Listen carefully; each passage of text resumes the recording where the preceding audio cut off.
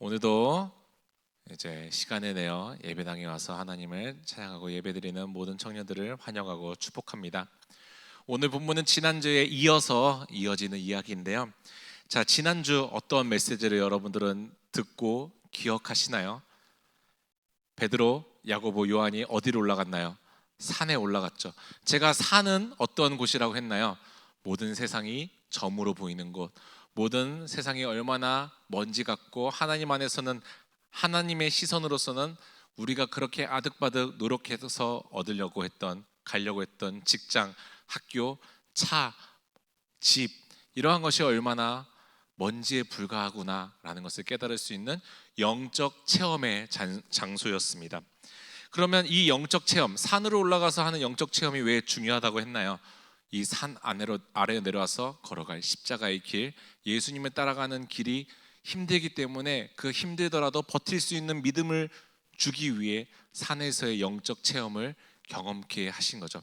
이처럼 우리는 먼저 이 영적 체험이 있어야지, 거듭남이 있어야지, 인격적으로 주님을 만나는 경험이 있어야지만 우리는 이 십자가의 길을 걸어갈 수 있는 힘과 지혜가 생기는 것이죠. 이 단단한 믿음 위에 예수님은 산 위에서 이제 영적 체험을 보여주셨죠. 이 영적 체험을 보자 어떠한 일이 일어났나요? 죽은 모세와 엘리야가 등장했죠. 그들은 뭐라고 했었죠? 그림자에 불과했습니다. 예수 그리스도를 예표하는 그림자에 불과하죠. 우리의 인생도 마찬가지입니다. 우리도 예수님을 가리키는 그림자밖에 불과합니다. 자, 그러면 이제 모세와 엘리야, 우리가 이 그림자가 사라지면 뭐가 남나요? 오직 예수만 보이더라. 영적 체험을 통해 우리의 인생은, 거듭난 인생을 통해 우리의 인생에는 오직 예수 그리스도만 드러내는 것이 이 영적 체험의 목적이죠. 자, 그리고 이제 예수님은 이 세 명의 제자를 산 위에서 영적 체험을 경험케 하시고 그 다음에 어떻게 하셨나요? 그게 바로 오늘 본문의 이야기인데요. 오늘 본문은 이렇게 시작합니다. 우리 다 함께 9절의 말씀을 한 목소리로 읽도록 하겠습니다. 함께 읽겠습니다. 그들이 산에서 내려올 때에 예수께서 명하여 이르시되 인자가 죽은 자 가운데서 살아나기 전에는 본 것을 아무에게도 이르지 말라 하시니. 제자들과 이제 산 위에서 예수님은 어떻게 했나요? 산에서 내려가셨습니다. 이것이 바로 예수님이 제자들을 산으로 데리고 올라간 목적입니다. 영적 체험을 경험시키게 하고 그들을 산에서 내려오게 하기 위해서 예수님은 그들을 산으로 올라간 것이죠. 산 위에서의 그 영적 체험은 그리스도인으로서 제가 늘 계속해서 말하는 선교적 교회로서의 출발점입니다. 산 위에서의 영적 체험을 하는 순간부터, 여러분들이 인격적으로 예수 그리스도를 만나는 순간부터 그것이 여러분들의 교회로서의 출발점입니다. 그리스도인으로서의 스타팅 포인트라는 것이죠. 하지만 베드로는 어떻게 생각했나요? 베드로는 정반대로 생각했습니다. 베드로는 산 위가 본인의 목적지라고 착각한 것이죠. 그래서 베드로는 예수님에게 어떻게 말했나요? 주님, 여기가 좋사오니. 무슨 의미인가요? 주님, 나는 지금 주님과 함께 있고 주님의 변화된 그 모습을 보고 영광스러운 순간을 여기서만 머물고 싶습니다. 저는 여기가 좋습니다. 저는 여기가 내 삶의 목적지인 것 같습니다 라고 여기면서 여기가 좋사오니 내려갈 생각이 없었던 것이죠. 사랑하는 청년 여러분, 여러분들 어떤가요? 이 베드로의 모습이 여러분들의 모습과 오늘날 우리의 모습과 비슷하지 않나요? 우리가 수련회, 선교, 많은 사역을 통해서 은혜를 받으면 우리는 그냥 거기서만 계속 머물고 싶어요. 그 몽글몽글한 그 은혜 받은 그 마음을 거기서만 계속 추억에 젖으면서 살아가고 싶은 마음이 있습니다. 기도해서 뜨겁게 기도하면 그 감정만이 계속 지속되기 원하고 그때 그 감정만은 추억하면서 계속 추억팔이를 하면서 살아가는 우리의 모습을 볼 수 있습니다. 이 교회에서 같이 신앙생활하면서 저도 수많은 성도님들을 보고 청년들도 보고 다음 세대 친구들도 보는데 가장 안타까운 유형에 있는 성도들이 있어요. 누구일까요? 여러분들은 신앙생활하면서 가장 안타까운 성도들이 누구였나요? 내가 한때 이랬는데, 내가 왕년에는 이렇게 열정적이었는데, 내가 정말 신앙심이 좋았을 때 나는 이렇게까지 했는데 과거형의 신앙에 머물러 있는 사람들이 저는 가장 안타까운 것 같아요. 옛 신앙의 추억을 추억하면서 살아가는 사람들이죠. 근데 한번 생각해 보세요. 그렇게 옛 추억만 생각하는 사람들의 그 특징은 무엇인가요?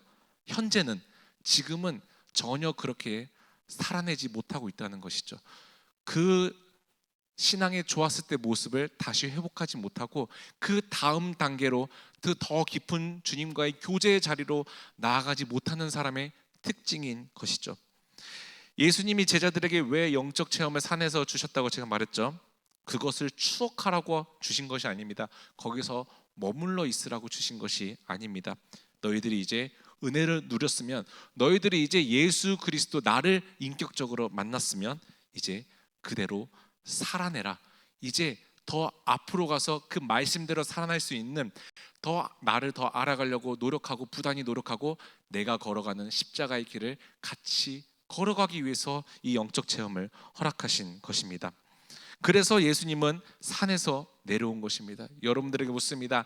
산 아래는 무엇을 상징한다고 제가 말씀드렸나요? 세상을 상징합니다.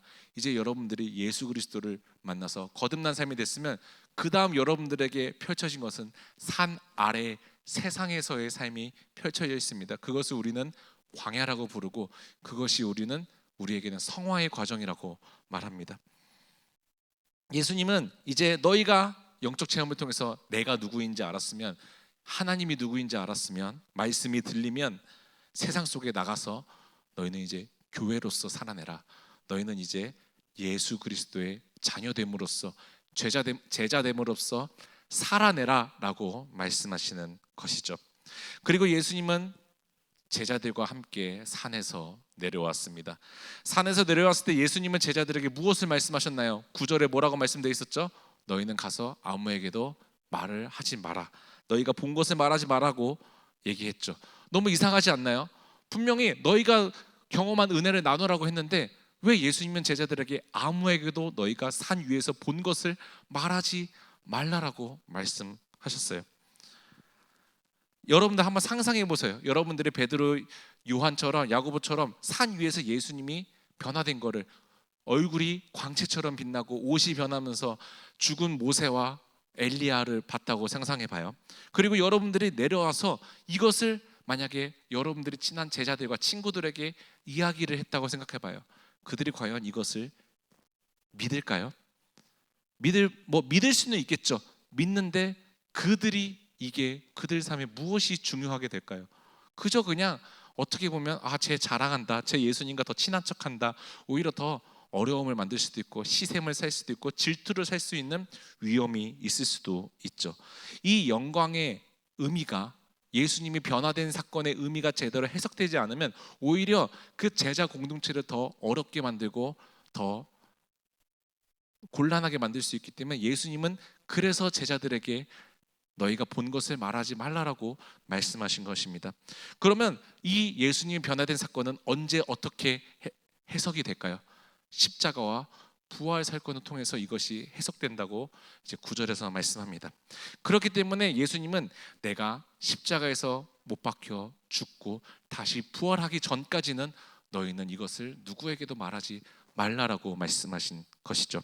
이건 오직 예수님의 십자가 사건과 부활을 경험한 사람들이 이해될 수 있는 사건이라는 것이었습니다. 제자들에게 이러한 것을 당부하면서 예수님은 산에서 내려왔습니다. 그때 제자들이 예수님에게 어떠한 질문을 하나요? 10절 한 목소리로 읽도록 하겠습니다. 네, 10절 함께 읽겠습니다. 제자들이 물어 이르되 그러면 어찌하여 서기관들이 엘리야가 먼저 와야 하나이까? 제자들이 갑자기 뜬금없는 질문을 하는 것처럼 느낄 수가 있어요. 하지만 그들이 지금까지 너무나도 궁금했던 신앙적인 질문은 예수님께 한 것이에요. 사랑하는 청년 여러분, 제자들은 산 위에서 죽은 모세와 엘리야를 만났어요. 율법 학자들, 여기서 말하는 서기관들은 계속해서 제자들에게 메시아를 설명할 때 엘리야를 강조했어요. 메시아가 오려면 엘리야가 있어야 된다 강조했는데 왜 그럴까요? 말라기서 4장 5절에는 이렇게 말씀하기 때문인데요. 우리 다 함께 말라기서 4장 5장 함께 읽겠습니다. 보라, 여호와의 크고 두려운 날이 이르기 전에 내가 선지자 엘리야를 너희에게 보내리니.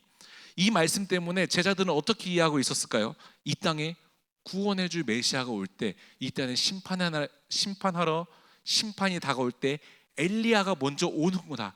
이것을 이 사람들은 어렸을 때부터 계속해서 밥 먹듯이 배웠던 내용인 것이죠. 그래서 예수님은 그래서 제자들은 예수님에게 이러한 질문을 한 거예요.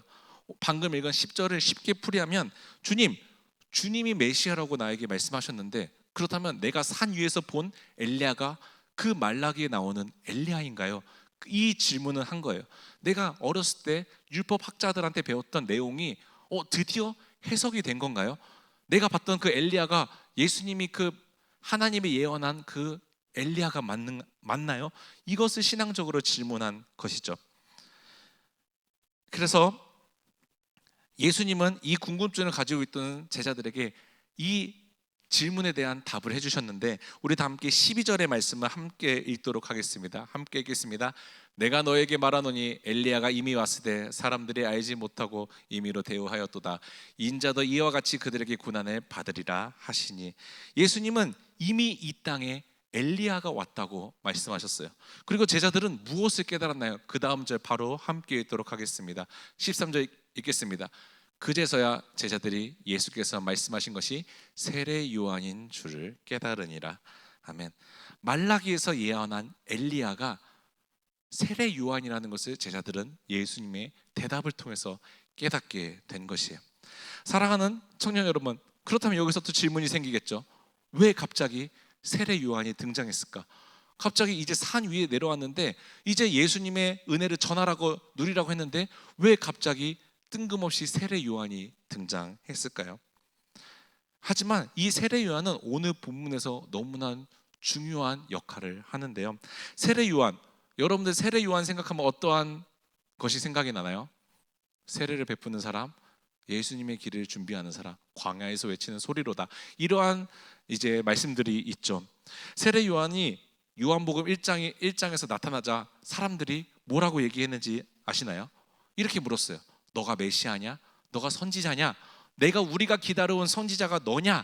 이렇게 질문을 가지고 있었죠. 왜냐하면 오자마자 이 예루살렘에 나타나자마자 수많은 기적들과 사람들을 치료하고 이러한 기적들을 행했기 때문에 사람들은 세례 요한이 우리가 기다려온 메시아인가? 라는 궁금증을 가지고 있었죠. 그때 요한은 어떠한 대답을 했나요? 나는 메시아가 아니다.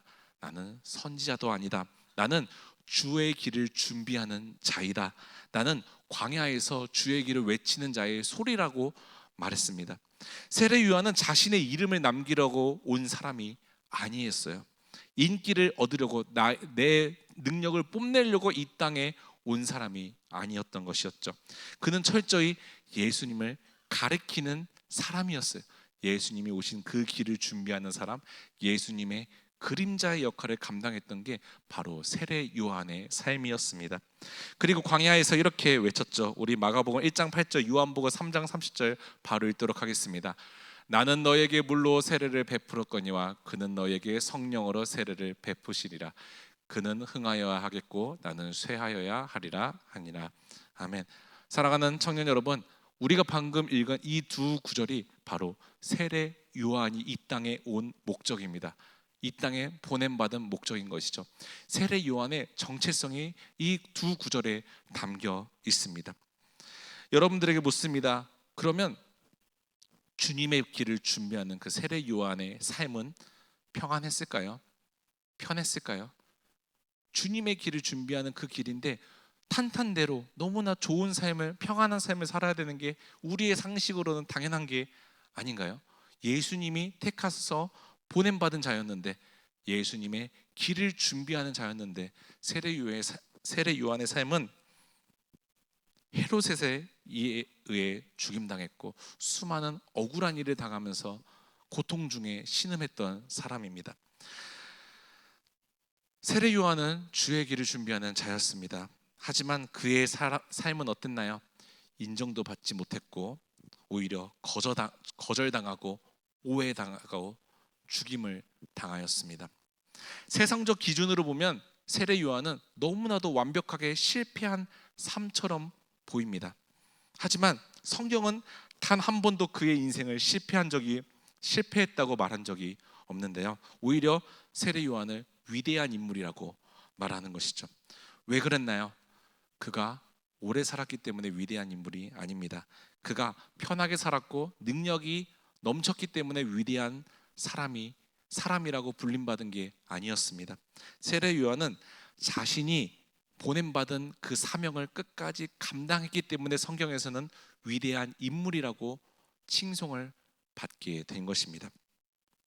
우린 제가 말했죠. 다 이 땅에 보냄받은 자라고. 우리는 선교적 교회로서 이 땅에 다 보냄받은 자입니다. 그렇다면 우리에게 중요한 것은 무엇인가요? 여러분들은 이 땅에 보냄받았을 때 여러분들을 보냄받은 자로서 중요한 것이 무엇인가요? 얼마나 화려한 업적을 쌓았는가, 여러분들이 얼마나 잘 먹고 잘 사고 스펙을 쌓고 그런 것이 중요한 것이 아닙니다. 중요한 것은 여러분들은 보냄받은 자로서 무엇을 위해 살았는지가 여러분들 인생에 가장 중요합니다. 하지만 세상은 여러분들에게 무엇을 말하나요?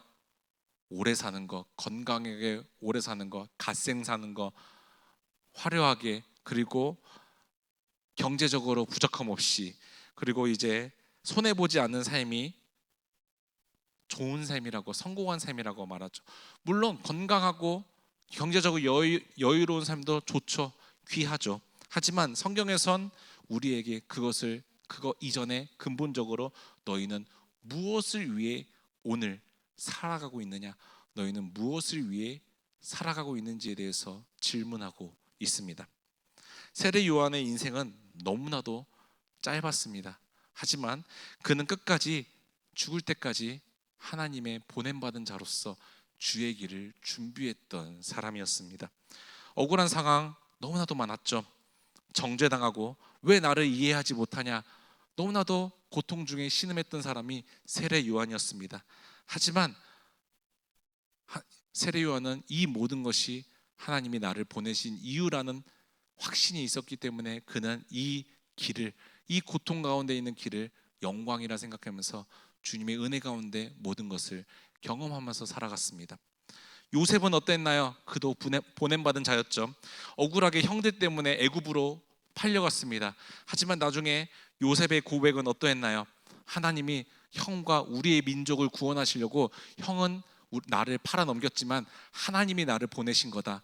내가 팔림 받아서 오지만 그 안에 하나님의 섭리가 있었다. 하나님이 나를 먼저 형들을 위해, 우리 민족을 위해 애굽으로 보내셨다라는 고백이 있었죠.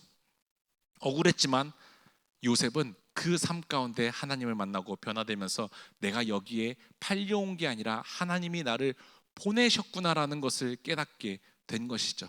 애굽에서의 삶을 통해서 요셉은 자신의 사명이 무엇인지를 깨닫게 된 것입니다. 모세도 마찬가지죠. 모세도 하나님이 애굽에서 종살이 했던 이스라엘 백성들을 구원하시려고 모세를 보내셨습니다. 그리고 또 누가 보냄을 받으셨나요? 하나뿐인 아들, 독생자 예수 그리스도가 이 땅에 보냄을 받았죠. 사랑하는 청년 여러분, 이 보냄받은 사람들의 성경 속의 인물들을 다 한번 들여다보세요. 그 보냄받은 사람들의 삶은 편안한 적이 없습니다. 그 길은 십자가의 길이었던 것이죠. 그 길이 바로 고난의 길이었습니다. 예수님이 걸어가신 십자가의 길을 우리도 걸어가는 것이 산에서 영적 체험을 경험한 사람들의 삶인 것입니다. 그 길은 너무나도 어렵다고 제가 매번 설교를 통해서 말했죠. 쉽지 않습니다. 하지만 그렇기 때문에 여러분들 안에 그 영적 체험이 있어야지, 여러분들이 그 거듭난 믿음이 있어야지, 예수 그리스도를 인격적으로 만난 그 경험이 있어야지만 이 길이 여러분들 안에서 해석이 되고 이 길이 왜 여러분들에게는 축복이 되는지 해석되게 될 것입니다. 그리고 그 길을 가장 최선을 다해 걸어가려고 한 대표적인 신약 성경에 나온 인물이 누군가요? 사도 바울인데요. 우리 다 함께 고린도전서 8장 13절의 말씀을 함께 읽도록 하겠습니다. 함께 읽겠습니다. 그러므로 만일 음식이 내 형제를 실족하게 한다면 나는 영원히 고기를 먹지 아니하여 내 형제를 실족하지 않게 하리라. 아멘. 사도 바울은 모든 것에 자유로운 사람이었어요. 내가 흔히 말하는 하고 싶은 데 다 할 수 있고 능력도 되고 자격도 되는 사람이었어요. 하지만 사도 바울은 어떻게 말했나요? 내가 먹는 음식, 내가 자유롭게 내 선택대로 먹을 수 있는 음식이 혹여나 누구에게는 누구가 실족하게 된다면 나는 그 음식을 절대로 먹지 않겠다라고 고백한 것이죠. 스스로 자신을 절제했습니다. 그렇다면 왜 절제했을까요? 그 사람은, 사도 바울은 왜 스스로 먹을 수 있었는데 먹지 않는 삶을 선택했을까요? 무엇을 위해? 사도 바울은 보냄받은 자로서의 나를 통해 다른 사람이 시험되지 않게, 내가 이 땅에 와서 그 사람을 시험드는 것이 교회로서의 역할이 아니라고 느꼈기 때문에, 보냄받은 자의 사명이 아니라고 느꼈기 때문에 그는 자유로웠지만 스스로 본인을 절제할 수 있는 지혜가 있었던 것입니다. 사랑하는 청년 여러분, 이것이 바로 보냄받은 자의 삶입니다. 앞으로 여러분들은 십자가의 길을 걸어갈 때, 산 위에서 내려오면서 세상 속으로 나갈 때 수많은 억울한 일을 경험하게 될 거예요. 장담합니다. 여러분들이 그리스도인의 제자로서 살아가면 살아갈수록 여러분들에게 오는 건 기쁨, 평화, 그것을 넘어서 억울함, 모함, 비난, 정죄, 이런 게 가득할 겁니다. 그것이 바로 예수님이 이 땅에서 경험했던 모든 것이, 여러분들이 그 십자가의 길을, 예수님이 가는 길을 걸어가면 여러분들도 동일하게 걸을 거예요. 하지만 너무나 기쁘지 않나요? 여러분들이 모함을 당하면 당할수록 여러분들이 십자가의 길을 잘 걸어가고 있다는 반증이 되는 것이에요. 하지만 이것을 여러분들이 어떻게 이겨낼 수 있는가, 어떻게 축복이 될 수 있는가, 그것이 여러분들이 먼저, 제가 늘 말했죠, 청년의 시절 때 여러분들이 먼저 믿음이 있어야 된다, 신앙이 생겨야 된다, 거듭남의 삶이 무엇인지를 경험해야 된다는 이유가 바로 여기에 있습니다. 그리고 여러분들의 신앙생활은 여기 그 산 위에서 출발점이 될 것입니다. 그리고 하나님이 여러분들을 택하셨다면 반드시 여러분들을 산 위로 데려가셔서 영적 체험을 시켜 주실 것입니다. 그리고 산 아래로 베드로처럼 여기가 좋사오니 그렇게 머무르는 삶이 아니라 산 아래로 내려가서 예수님과 같이 그 십자가의 길을 걸어가게 만드실 것입니다. 그 산 아래는 절대 평안한 곳이 아닙니다. 착각하지 마세요. 여러분들이 예수 그리스도를 제대로 믿기 시작하면 시작할수록 여러분들 안에는 수많은 고난과 억울함이 있을 것입니다. 베드로, 야고보, 요한이 그 세 제자가 산 아래로 내려왔을 때, 영적 체험을 경험하고 산 아래로 내려왔을 때 그들 앞에 펼쳐졌던 것은 무엇이었나요? 귀신 들린 아이와 아버지가 기다리고 있었습니다. 세상의 아픔, 고난, 혼란이 그 제자들을 기다리고 있었어요. 그리고 그곳에 예수님이 직접 내려가셨습니다. 이것이 바로 선교적 교회의 사명이자 여러분들이 앞으로 경험해야 될 삶입니다. 선교적 교회는 산 위에서 베드로처럼 여기가 좋사오니라고 말하고서 현실에 안주하는 것이 아니라 은혜 받는 사람들끼리만 머무는 공동체가 아닙니다. 은혜 받는 사람들이 같이 산 아래로 내려가서 세상 가운데 보냄받은 자로서 살아내려고 노력하는 공동체인 것이죠. 예배, 말씀, 여러분들이 오늘 지금 예배당에서 하는 기도 너무나도 중요하죠. 공동체 안에서 누리는 은혜도 너무나 중요합니다. 여러분들 여기서 같이 예수 믿는 사람들끼리 셀 모임하고 놀고 하면 너무나도 편하잖아요. 왜 불편한 게 있겠어요? 여기서 똑같이 예수님을 찬양하고 하나님의 사랑을 경험한 사람들끼리 나누는데 얼마나 이보다 더 평안한 곳이 없겠어요. 하지만 오늘 본문은 말하죠. 여기가 좋사오니 여기서만 머물면 안 됩니다. 여러분들에게 묻습니다. 여러분들은 예배를 통해서 받은 은혜를 세상에서 흘려보내고 있으신가요? 교회에서 받은 은혜를 학교, 가정, 여러분들의 모든 삶의 순간에서 흘려보내고 있으신가요? 우리는 예배로부터, 말씀으로부터, 찬양으로부터 교회 안에서 느끼는 모든 은혜를 간직하면서 세상 밖으로 나가서 세상에서 그렇게 똑같이 살아내야 됩니다. 내가 받은 은혜를 흘려 보내줘야 됩니다. 그것이 바로 여러분들이 하나님이 여러분들을 이 세상에 보내신 이유인 것이죠. 그리고 여러분들이 그 거듭남의 삶을 경험했으면 반드시 드러날 수밖에 없어요. 여러분들이 그리스도인으로서 살아내면 살아낼수록 그것을 숨길 수가 없어요. 이 좋은 것이 세상 가운데 드러날 수밖에 없는 것이죠. 예배는 오늘 우리가 이 시간 예배 끝나고 이 예배가 끝나는 것이 아닙니다. 흩어지는 순간 여러분들의 삶으로서 다시 예배가 시작됩니다. 어느 한 교회에 되게 독특한 문구가 있었대요. 우리 교회 오면 보통 교회 오면 이제 예배가 시작됩니다라는 문구를 어디다 걸까요? 들어오는 문 입구에 걸겠죠. 근데 그 교회는 예배가 끝나고 나가는 문에다가 이제 예배가 시작됩니다라는 문구가 걸려 있었다는 거예요. 무엇을 의미하나요? 여러분들의 예배는 교회에서의 예배는 끝나고 이제 삶에서의 예배가 이 예배당 밖으로부터 시작된다는 의미입니다. 이것이 바로 선교적 교회이죠. 여러분들이 청년부 예배, 셀 모임, 찬양팀, 섬기는 모든 것 다 귀합니다. 너무나도 귀한 것이죠. 하지만 이것이 여러분들 신앙의 전부는 아닙니다. 우리는 교회 안에만 모이기에 힘쓰는 사람이 아니라 세상 밖으로 보내기에도 힘쓰는 사람이 되어야 됩니다. 여러분들의 학교가 선교지입니다. 여러분들의 직장이 선교지고 여러분들의 일터가 선교지고 여러분들의 SNS가 선교지가 될 것이고 여러분들의 알바하는 모든 공간이 선교지가 될 것입니다. 거기서 그러면 궁금증이 생기겠죠. 선교지까지는 알겠다. 거기서 무엇을 해야 되냐? 내가 가서 말씀을 전해야 되는 건지 전도지를 돌려야 되는 거 아니냐? 그것이 중요한 것이 아닙니다. 여러분들은 거기 안에서 보냄받은 교회답게 살아내야 된다는 것이에요. 여러분들은 세상에서 교회답게 살고 있나요? 여러분들 스스로에게 한번 물어봐 보세요. 교회인 우리는 세상 속에서 말투가 달라야 됩니다. 제가 말했죠. 처음에 오자마자 우리의 언어가 바뀌어야 된다고.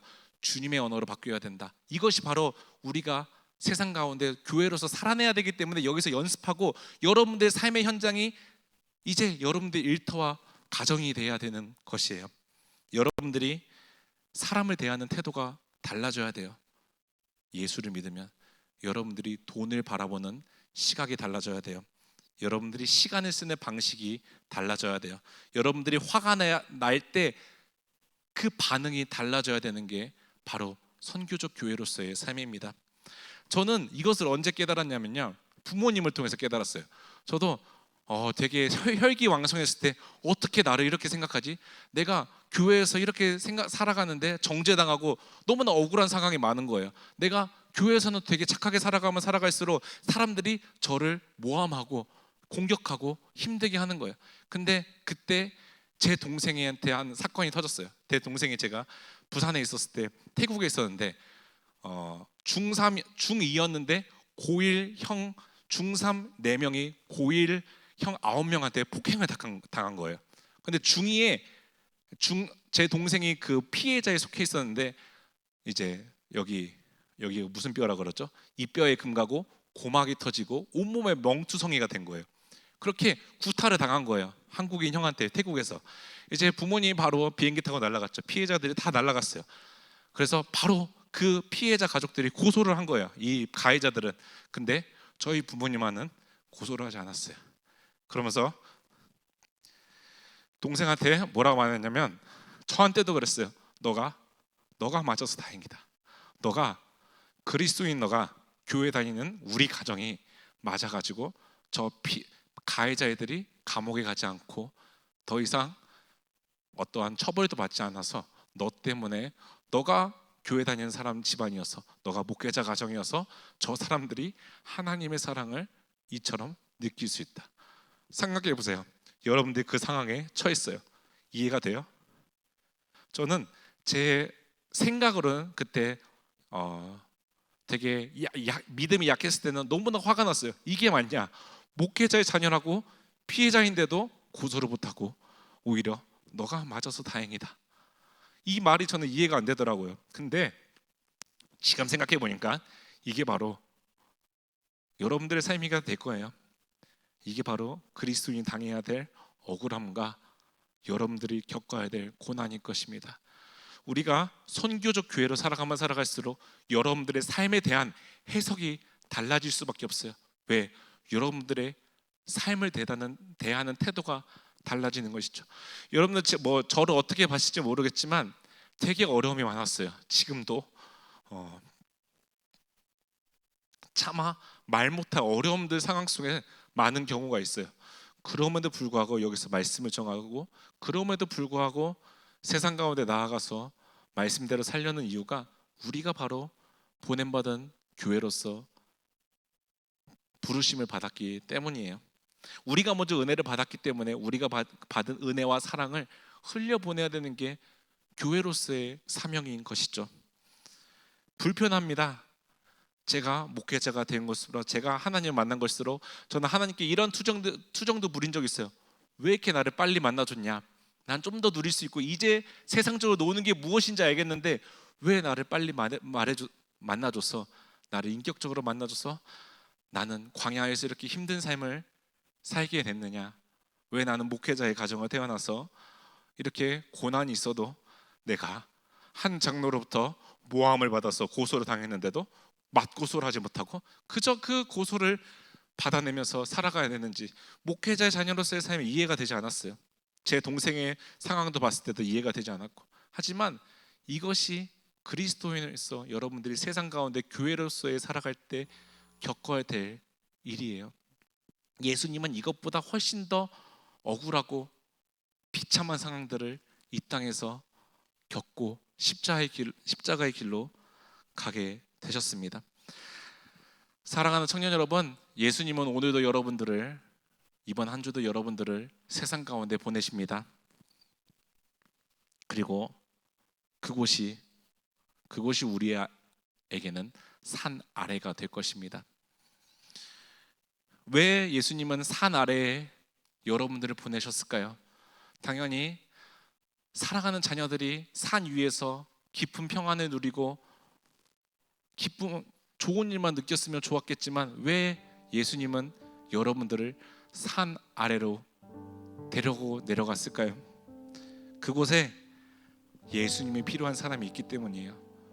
그곳에 여러분들을 통해 예수님의 사랑을 느껴야 되는 사람들이 있기 때문이에요. 그곳에 복음을 들어야 될 하나님을 아직 모르는 사람들이 있기 때문이에요. 선교적 교회가 된다는 것은 단지 여러분들이 해외 선교, 봉사를 많이 하고 국내 선교를 가는 것이 선교적 교회로서의 삶이 되는 게 아니에요.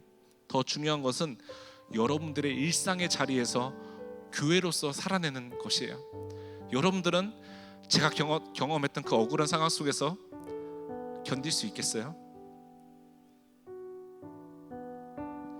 여러분들에게 곧 펼쳐지게 될 거예요. 저보다 더 심한 상황에 있을 수도 있어요. 이번 주 여러분들이 만나는 사람들이 여러분들의 선교지가 될 거예요. 이번 주 여러분들이 버티는 직장이, 학교가 여러분들의 선교지가 될 거예요. 이번 주 여러분들이 가정 안에서 함께 지내야 되는 가족들이 여러분들의 선교지가 될 거예요. 여기에 부모님들이 교회 다니신 분들이 있지만 나의 친척이 교회 안 다니거나 부모님이 교회를 안 다니는 사람들이 있을 수도 있어요. 여러분들의 가정에서 교회로서 살아갈 수 있나요? 살고 있나요? 가정에서 교회로서 살아가는 것이 더 힘들어요. 더 철저히 가면을 써야 돼요. 여러분들은 가정에서도 선교사로서 살아가야 돼요. 그리고 여러분들의 삶의 모든 순간이 예배의 자리가 될 것입니다. 여러분들이 이제 이 예배당 문을 나가면 여러분들의 삶의 예배가 시작될 것입니다. 여러분들은 그 삶의 예배 자리에서 어떻게 살아가실 것입니까? 잘 고민해보고 나는 교회로서 어떻게 살아가야 되는 것인가 스스로에게 물어봐요. 억울한 상황 속에서도 난 잘못이 없는데 저 사람은 나한테 욕하네? 똑같이 욕해야지. 그게 맞을까요? 그게 과연 하나님의 여러분들을 산 위로 데려가신 목적이실까요?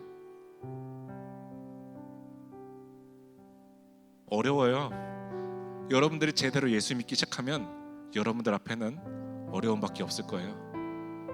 그렇지만 여러분들 안에 믿음이 있으면, 여러분들이 하나님을 인격적으로 만났다는 그 경험이 있으면 그 길이 영광스러운 길이 될 거예요. 그거를 이 청년의 시절에 다 느꼈으면 좋겠어요. 너무나도 기뻐요.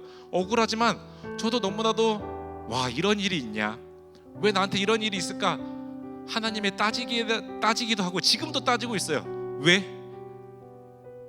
나 목회하고 있는데, 나 하나님의 부르심을 받아서 보냄받은 자로 살아가고 있는데 왜 또 나한테 이런 일이 있을까? 그렇지만 불편하지 않아요. 나는 하나님을 통해서 구원받았고 하나님을 알므로 통해서 내 삶의 예배가 되고 내 삶이 천국이라는 것을 느끼고 있기 때문에 전혀 불편하지가 않아요.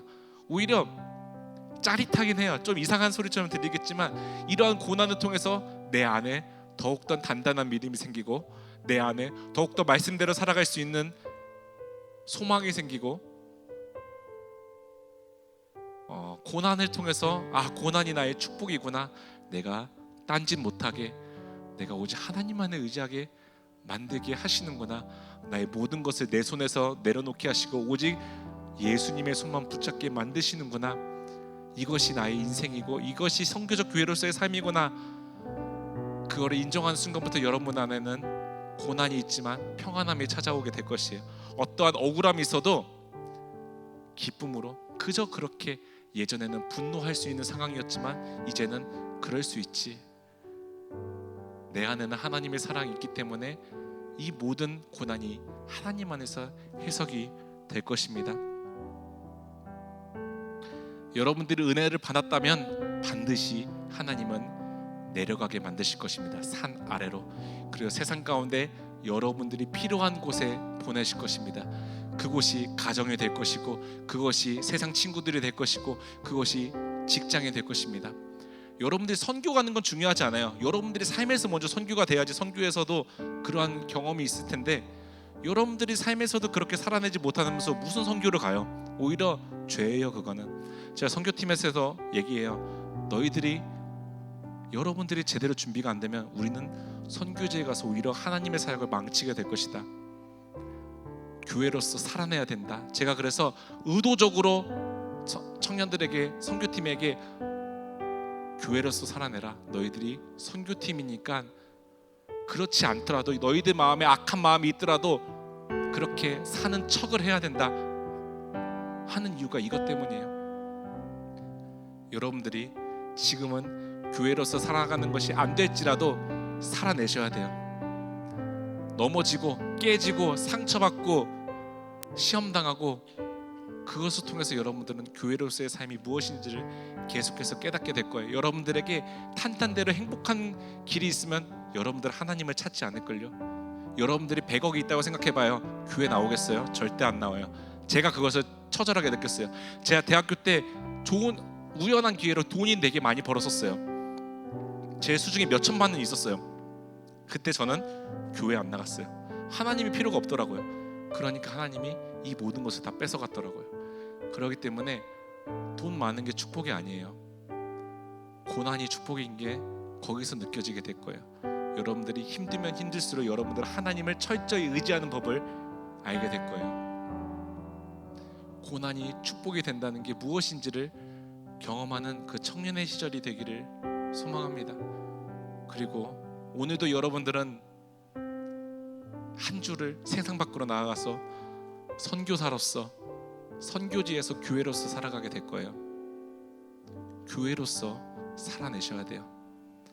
세상이 편하면 그건 여러분들이 세상과 똑같은 사람처럼 살고 있다는 증거일 수도 있습니다. 세상이 불편해야 됩니다.